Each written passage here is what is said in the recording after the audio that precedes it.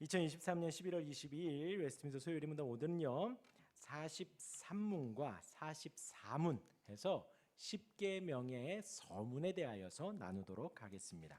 먼저 오늘은 유인물을 나눠드렸는데요, 참고만 하시면 됩니다. 오늘 제가 말씀드리는 걸 다 기록한 것은 아니고요, 제가 오늘 이제 주되게 말할 것 두 가지만 거기다 넣은 거예요. 참고만 하시면 되는데, 먼저는 첫 번째 그림이요. 하나님께서 우리에게 무엇을 먼저 주셨다고요? 도덕법을 주셨습니다. 양심이라고도 합니다. 도덕법을 우리에게 주셨어요. 사람답게 하나님의 사람으로 살아갈 수 있도록 우리에게 도덕법을 주셨고요. 그리고 율법을 주셨습니다. 모세오경에 담겨져 있는, 창세기, 출애굽기, 레위기에 거의 담겨져 있는 그 율법을 우리에게 주셨고요. 그리고 그것의 요약이 바로 십계명이다라는 것이에요. 그리고 십계명이 두 가지로 또 요약이 된다 그랬습니다. 그 오른쪽에 나와 있는 하나님에 대한 사랑과 이웃에 대한 사랑, 그렇게 나뉘어져 있습니다. 그래서 율법은 하나님을 사랑하고 이웃을 사랑하라. 곧 우리 하나님의 말씀 성경은 이 두 가지로 나뉘어져 있다라고 우리가 보면 성경을 보는데 또 어렵지 않습니다. 그러하고요. 이제 그 다음에 이제 칼빈이 말하는 율법의 제3 사용법, 또 그림 나와 있지요. 보시면요, 율법의 제1 용도는 무엇이냐? 뭐라고요? 한번 읽어볼까요? 시작. 죄를 깨닫게 하고 억제하게 한다. 율법의 제1 용도예요. 하나님께서 율법을 기록한, 또 우리에게 율법이 주어진, 또 십계명이 우리에게 주어진 제일 첫 번째 용도가 무엇이냐? 죄를 깨닫게 한다는 거예요. 죄를. 그리고 억제하게 한다라는 것을 말씀을 드립니다. 그리고 율법의 제2 용도, 시작. 스스로 자신을 어찌할 수 없음을 깨닫고 그리스도에게 눈을 돌리도록 한다. 예. 말씀을 보면 볼수록, 말씀을 배우면 배울수록 우리가 깨닫는 것은 무엇인가? 내가 할 수 없다라는 거예요.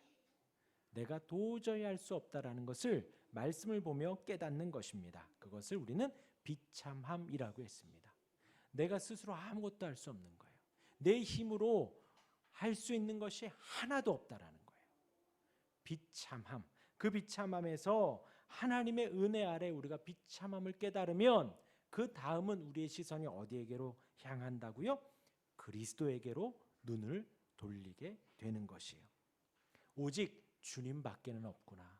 나를 구원해 주실 분, 나를 인도해 주실 분 오직 주님뿐입니다 라는 거예요. 그래서 율법의 제2 용도가 그러합니다. 거울의 역할을 하고요. 세 번째, 시작. 삶의 규범으로서 거룩을 추구하고 사랑하여 즐거운 마음으로 율법을 따르도록 한다. 그래서 램프 등이라고 하지요. 그래서 한 걸음 한 걸음 우리가 갈 수 있도록 우리의 발 앞을, 우리의 바로 앞을 비추어 주는 등불의 역할을 하는 거예요. 이것이 제3 용도입니다. 맨 처음 말씀을 보고 율법을 보고 십계명을 보며 죄를 깨닫죠. 두 번째로 그 죄를 보며 나를 보니 할 수 있는 것이 아무것도 없고, 말씀을 보고 나를 보니 내가 정말 부족하고 연약하구나, 아무것도 아니구나 라는 걸 깨닫게 됩니다. 주님을 의지하고요. 그렇게 주님을 의지하며 다시 말씀을 볼 때 어떠한 은혜가 있는가? 이것은 삶의 규범이구나, 하나님을 따라가는, 추구하는, 사랑하는 규범이구나 하며 즐거움으로 따르게 된다는 거예요. 즐거움으로. 어떤 걸로요? 즐거움으로. 이게 정말 중요해요. 왜냐하면요, 즐거움을 따르지 않는 것은 큰일 날 수 있어요. 우리가 조건적으로 따라서도 안 되고요, 억지로 따라서도 안 돼요.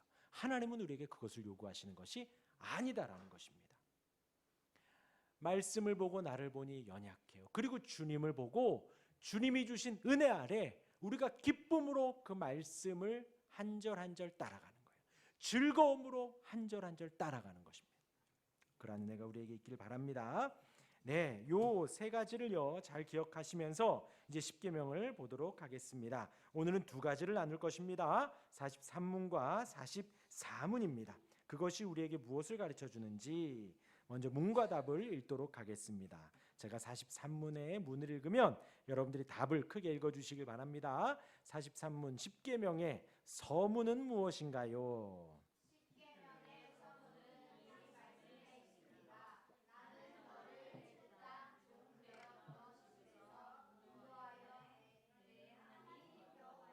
네, 제 44문입니다. 십계명의 서문은 우리에게 무엇을 가르쳐 주나요? 시작.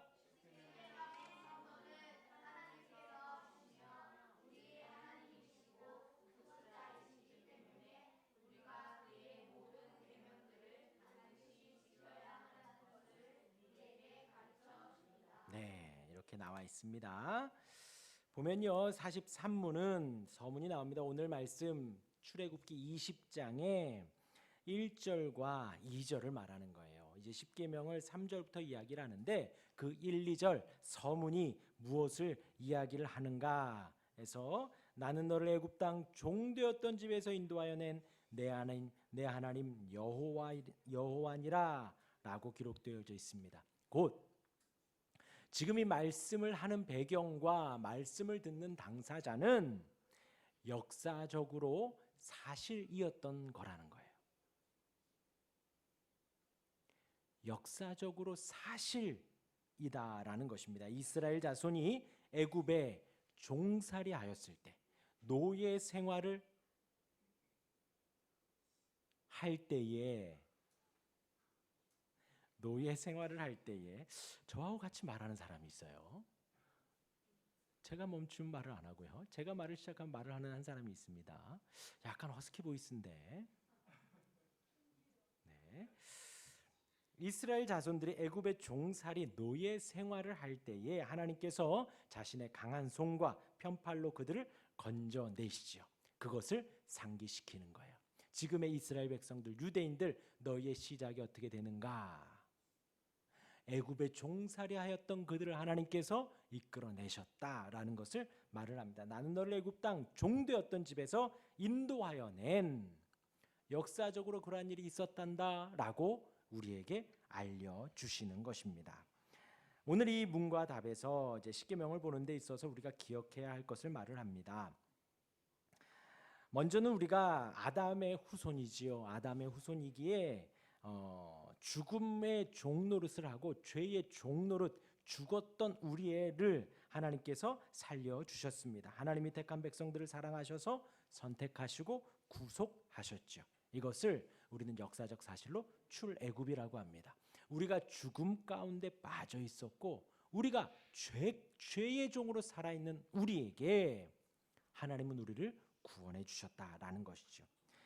그리고 중요한 것은 우리가 이제 1부에서 쭉 배워왔지만 그런 구원하는 데 있어서 인간에게 원인이나 조건이 전혀 없다라는 거예요.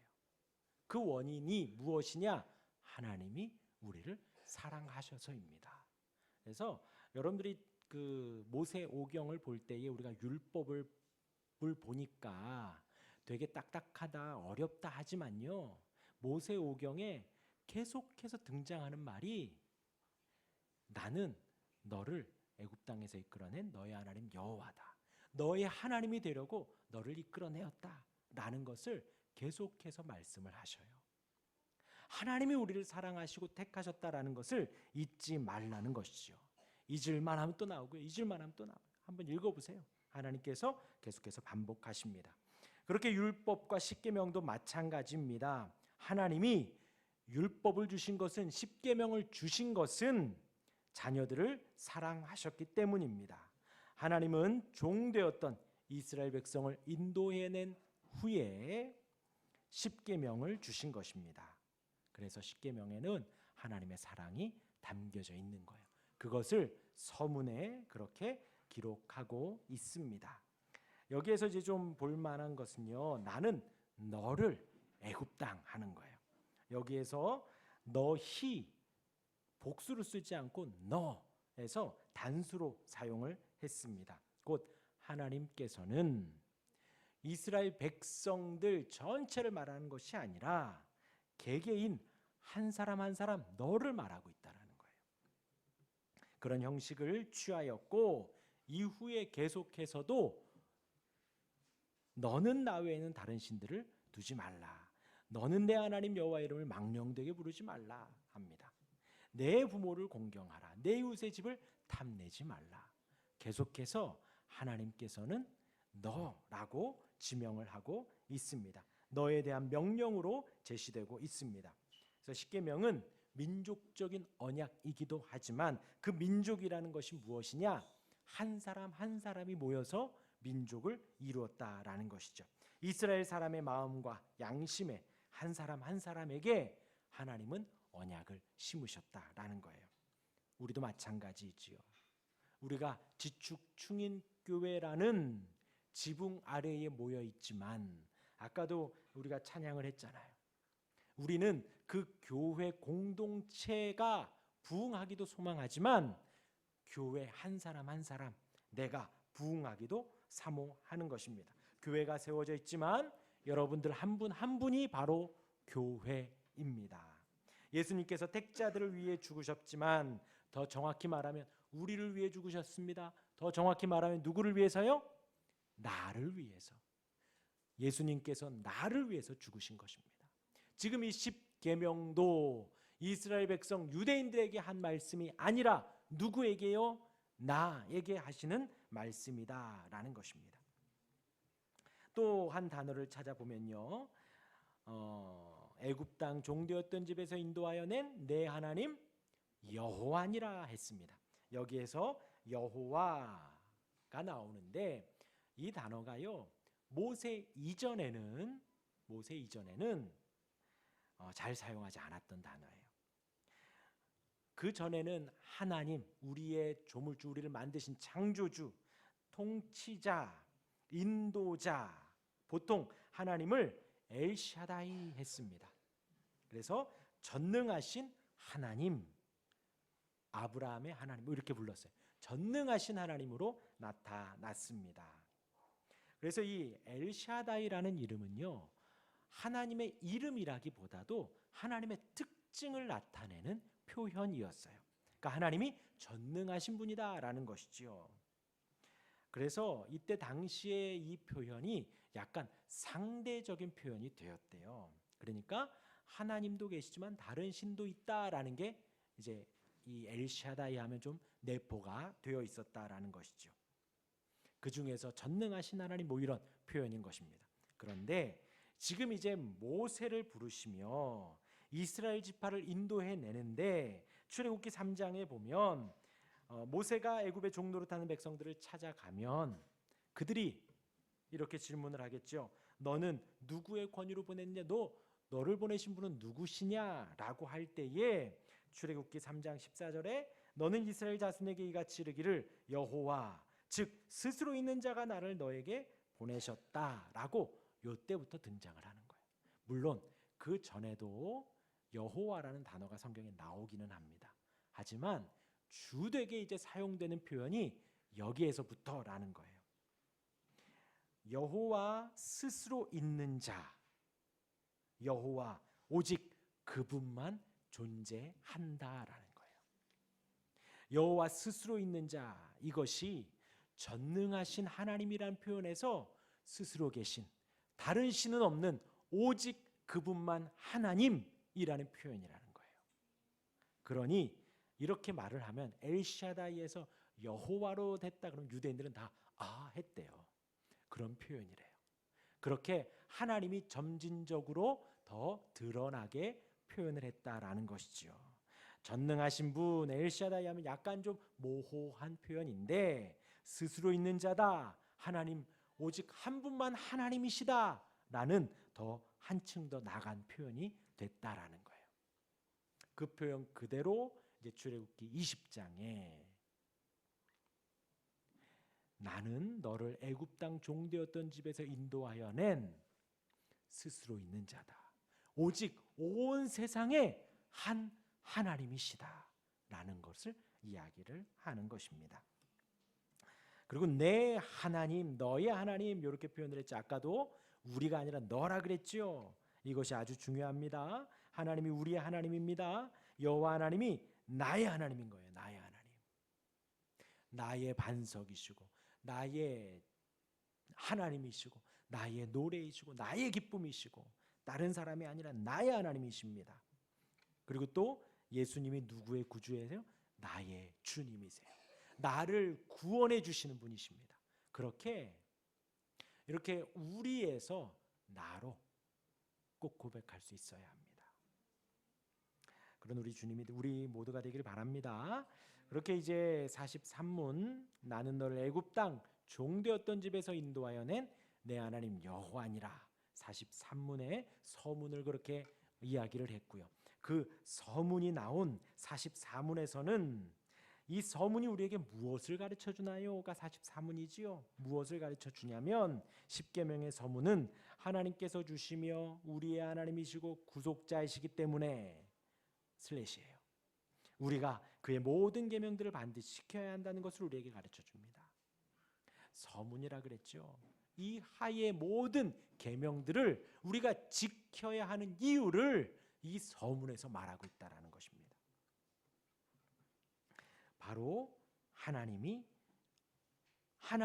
주신 거다라는 거죠. 다 모세가 준 것도 아니고 아브라함이 준 것도 아니고 하나님이 주신 거예요. 그래서 제가 본 책에서요, 이 하나님이 주셨다라는 표현에서 어디까지 거슬러 올라가냐면요, 하나님이 만드셨다예요. 저와 여러분들을 하나님이 만드신 거예요. 만드실 필요도 없는데, 만들었는데 별로 쓸모도 없는데 하나님이 우리를 만드셨다는 것이지요. 우리를 만드셨고 그리고 우리에게 주셨다라는 거예요. 안 주셔도 되는데, 그냥 놔둬도 되는데, 안 주셔도 되는데 우리에게 주셨습니다. 그리고 우리의 하나님, 나의 하나님이 되셨고 나의 구원자가 되셨습니다. 여기서 구속자가 나오지요. 우리 주를 부르는 이 위대한 이름입니다. 구속주. 이 단어의 문자적인 의미가 속전. 여러 번 말씀드리죠. 지불하고 소유를 되찾아오는 것. 그만한 대가를 지불하고 찾아오는 거예요. 사는 거예요. 그래서 저와 여러분들은 무슨 값이라고요? 예수님의 핏값이라는 거예요. 핏값. 그렇게 속전을 지불하고 다른 사람의 소유였던 사람이나 물건을 되찾아오는 것, 그것을 구속이라고 하는 거예요. 주님께서 죽음 아래, 죄 아래 있는 우리를 핏값으로 사서 되찾아 오셨다라는 것입니다. 그러하기에 우리가 지금 이렇게 예배하고 존재하는 것 자체가 그 주님의 은혜 아래 있는 것입니다. 그런 의미에서 더 나아가서 우리가 죄에서 해방되고 죽음에서 해방되었다라는 것입니다. 그러기에 우리가 그의 모든 계명들을 반드시 지켜야 한다는 거예요. 그래서 우리 하나님이 되시고 우리에게 주셨고 구속자이기 때문에 우리가 그 모든 계명들을 반드시 지켜야 한다는 것입니다. 그렇게 이제 말씀을 드리고 나눠드린 유인물을 보겠습니다. 오늘 이제 서문이죠. 서문에서 이렇게 말을 하고 있고요. 이제 다음 주부터 1계명으로 들어갈 텐데, 먼저 루터의 소요리 문답에 이제 강조점이 나와요. 그거 한번 읽고 오늘은 마치도록 할게요. 10계명에 대한 루터의 설명이 나온 것입니다. 그래서 아래의 내용은 루터가 쓴 소요리 문답 중에서 10계명에 대한 부분입니다. 10계명의 핵심 의미가 무엇이라고요? 하나님을 사랑하라는 거예요. 그것을 반복해서 넣으면서 루터는 해석을 한 겁니다. 그래서 우리가 이제 들어가기에 앞서서 한번 쭉 읽고 넘어가고자 여러분들 유인물에 나눠드렸고요. 아마 PPT에도 나올 것입니다. 그래서 루터의 이제 소요리 문답 제1부 10계명에서는 그다음 뭐라고요? 가장이 그의 가족에게 어떻게 가르칠 것인가라는 거예요. 그래서 이 내용들이 교회에서 가르칠 수도 있지만 그 이전에 어디에서요? 가정에서 부모가, 영적 가장이 자녀들과 함께 나누고 은혜를 끼쳤다라는 것이죠. 그렇게 어떻게 가르칠 것인가에 대해서 나옵니다. 우리 이제 1계명부터 볼게요. 제1계명 나 외에 다른 신을 내게 두지 말라. 문 이것은 무슨 뜻입니까? 여러분들 시작.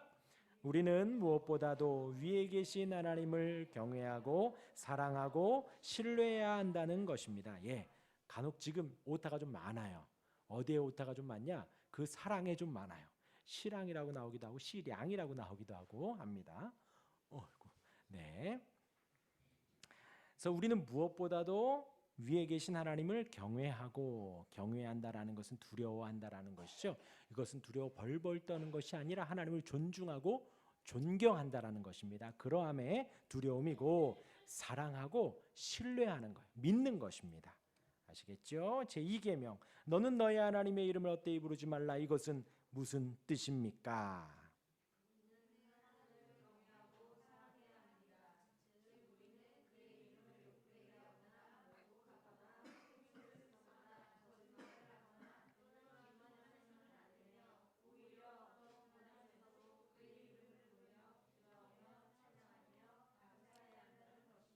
네, 우리가 하나님이라는 이름을 우리의 입술에 올릴 때에는 하나님을 경외하고 사랑하는 가운데에 올려야 하는 것이지 욕되게 하거나 모독하거나 혹은 속임수를 쓰기 위해서 하나님의 이름을 쓰면 안 된다라는 거예요. 거짓말을 하기 위해서 하나님을 우리의 입술에 올리면 안 된다는 것입니다.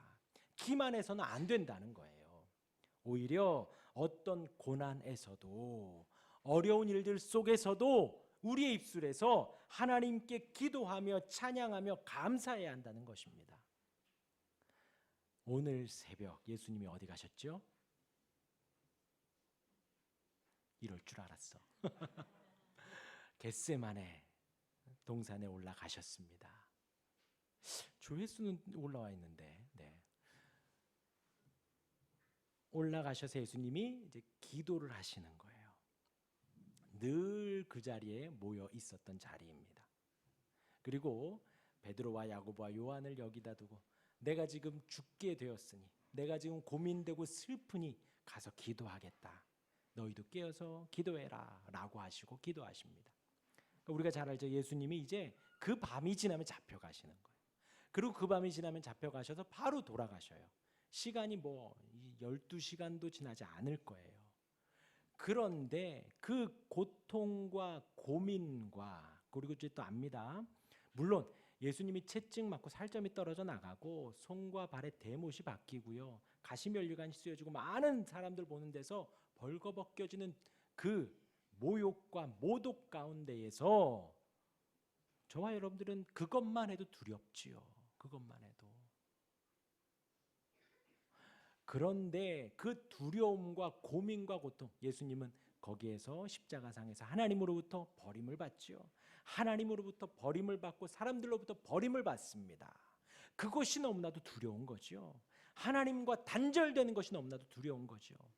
평생 예수님은 하나님과 더불어 살아가시며 사랑하며 살았던 그분이 이제 이 땅에 오셔서 예수님 십자가상에서 하나님과 단절되는 그 두려움 속에 이 세상에서 가장 큰 두려움, 그 제가 본 주석에 이렇게 나와요. 죽을 것 같다가 아니라 죽을 만큼 죽은 것 같은 슬픔이라 그래요. 그 슬픔 속에 예수님이 하신 일은 기도라는 것이죠. 그래서 늘 봤던 말씀인데 제가 그 9절, 36절에 38절 딱 보면서 와우 그랬어요. 정말 놀랍다. 우리가 정말 슬플 때 기도할 수 있을까? 우리가 정말 고통스러울 때에 기도할 수 있을까? 우리가 정말 고민될 때 앞이 암울하고 캄캄할 때 기도가 나올 수 있을까라는 거예요. 그러니까 제가 이제 사역을 해왔지만 여태 부목사를 20년을 했는데 잘 나오다가 교회 딱 안 나오시는 분들 거의 다 보면 힘들어서 뭐 바빠서 어려워서예요. 어렵고 힘들수록 더 예배하고 기도의 자리, 예배의 자리를 더 찾아야 할 건데 그렇다라는 것이죠. 우리의 입술에 하나님의 이름을 올릴 때에는 속임과 기망과 거짓말을 위해서가 아니라 고난이 있더라도 슬프더라도 고통스럽더라도 하나님께 기도하고 찬양하며 감사하기 위하여서 하나님의 이름을 올려야 한다라는 것입니다. 나중에 2계명 할 때 좀 더 나누고요. 3계명 너는 안식일을 기억하여 거룩히 지키라. 이것은 무슨 뜻입니까?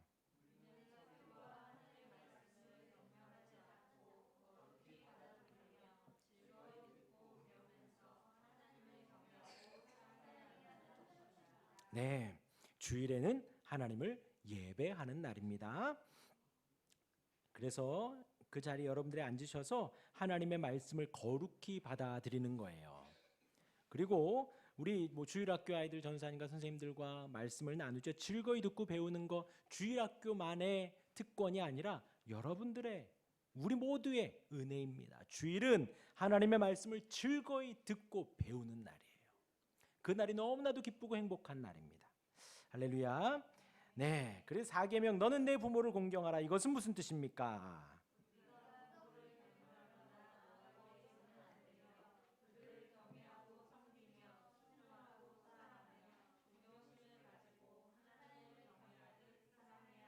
네, 참, 왜 공경하라 했을까? 늘 고민이 돼요. 공경하라. 사랑하라가 아니라 공경하라예요. 공경하라. 경멸하면 안 되고요. 노하게 해서는 안 된다라는 거예요. 그게 공경이죠. 그렇죠? 그런데 보니까 수시로 부모에 대한 성경에 부모 공경에 대한 문구가 나오면요. 저의 히스토리를 쭉 봐도 부모님 엄마 사랑합니다. 아빠 사랑한다라는 표현은 탁툭 나오는데 내가 정말 공경하진 않았구나라는 생각만 들어요. 그런 생각만 듭니다. 그래서 경멸하거나 노하게 해서는 안 되고 그들을 경외하고 섬기며 순종하고 사랑하며 존경심을 가지고 하나님을 경외하듯 사랑해야 합니다. 그러니까 우리가 하나님을 사랑하면 부모를 공경할 수 있다라는 것이죠. 그런데 이렇게 쭉 돌아보면 학생 때에도 부모님 말씀 듣지 않았고 청년 군대 갔다 오고 한창 혈기왕성할 때에도 우리 어머니는 구닥다리, 우리 어머니는 세상을 잘 몰라 하며 또 무시했었고 또 지금 아이를 키워가면서도 부모님 보면 어찌 생각하면 저희 부모님이 저희 나이 때 저희를 키워갔을 때의 모습을 보면 정말 놀라울 정도로 저희 어머니가 또 장인어른 장모님이 놀라울 정도로 그렇게 일을 하셨구나 생각이 들면서도 또 지금 이 표현이 너무나도 마음에 와닿아요. 내가 지금 부모님을 이렇게 생각하고 있구나라는 생각이 듭니다. 그렇게 섬기고 순종하며 사랑하며 존경심을 가지고 하나님을 경외하듯 사랑해야 합니다. 제5계명 너는 살인하지 말라. 이것은 무슨 뜻입니까? 이웃의 몸에 해를 끼치거나 고통을 주어서는 안 되며 오히려 그들을 모든 육의 고난에 협력하면서 하나님을 경외하고 사랑해야 한다는 것입니다. 네, 우리 이웃의 몸에 해를 끼치거나 고통을 주어서는 안 됩니다. 그렇죠? 슬래시 한번 하고요. 여기까지는 소극적에 우리가 피해를 주면 안 되는 거예요. 적극적으로 그다음 무엇을 해야 돼요? 그를 돕는 것까지가 살인하지 말라에 다 들어있다라는 거예요. 모든 육의 고난에 협력하는 거예요. 그것도 살인하지 말라에 다 포함이 된다라는 것입니다. 그렇게 하나님을 경외하고 사랑해야 합니다. 6계명 너는 간음하지 말라. 이것은 무슨 뜻입니까? 시작.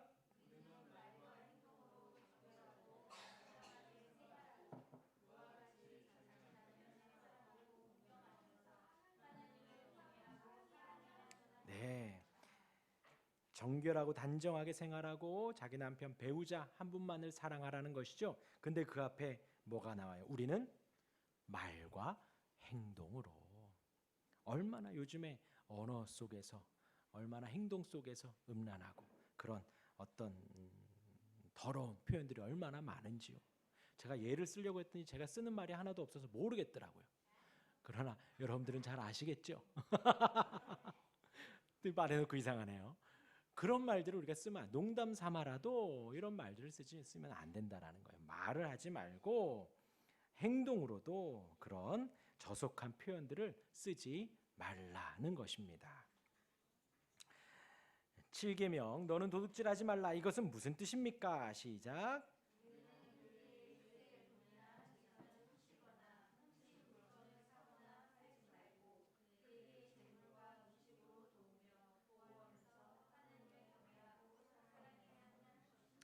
네, 도둑질하지 마시기를 바랍니다. 이웃의 돈이나 재산을 훔쳐서도 안 되고요.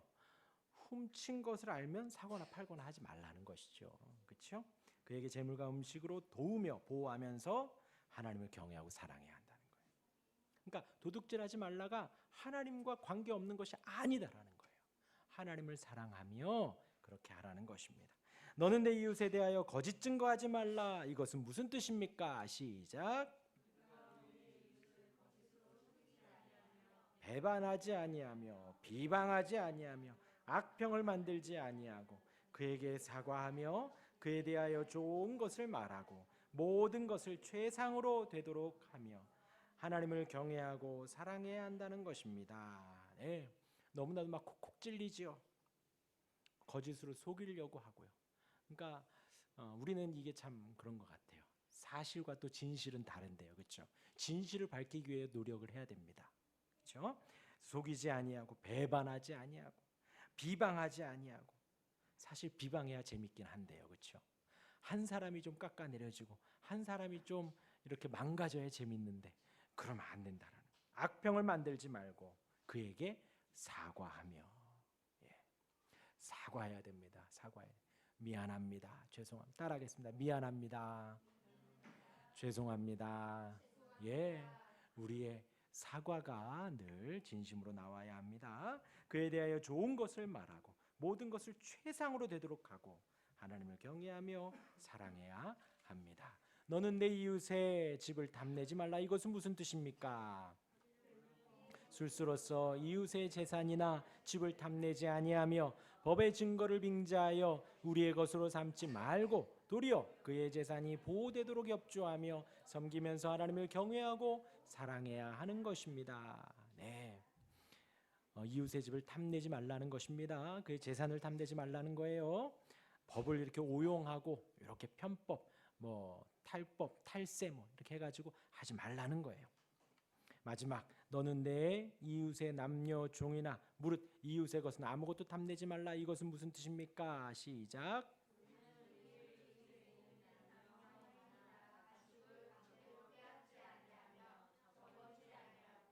도리어 그들이 은혜를 입은 대로 살며 행하도록 그들을 보호하면서 하나님을 경외하고 사랑해야 한다는 것입니다. 예, 이때에는 남녀 종이나 가축들이 물건이었기 때문에 위에 있는 사람이 이렇게 착취를 해도 법적으로 문제가 없었다라는 것이에요. 살인도 마찬가지고 간음도 마찬가지입니다. 이때 당시에는 하인의 여종 누구 살인하는 거 결코 전혀 그게 양심의 가책이나 법적으로 문제가 되지 않았다라는 것이죠. 모세가 태어날 때만 해도요. 모세가 태어날 때만 해도 그때 태어난 모든 남자아기를 다 죽여라. 딸이면 받아내고 아들이면 다 죽여라. 라는 법령이 내려져도 아무도 뭐라 하지 않잖아요. 너무 잔인합니다. 그러지 마십시오. 그런 말들이 전혀 없잖아요. 그런 윤리적인 흐름 속에서 남녀 종이나 무릇 이웃의 것 탐내지 말라는 거예요. 사실 그런 흐름 속에 보면 이 십계명 그때 당시에 정말 파격적이었던 거예요. 이스라엘 백성들에게 정말 거룩한 하나님의 백성으로 살아가기에 충분한. 근데 사실 지금도 그러합니다. 이제 다음 주부터 한 절, 한 계명 구체적으로 우리에게 좀 적용해 보면서 우리 한번 묵상해 보도록 하겠습니다. 아멘. 우리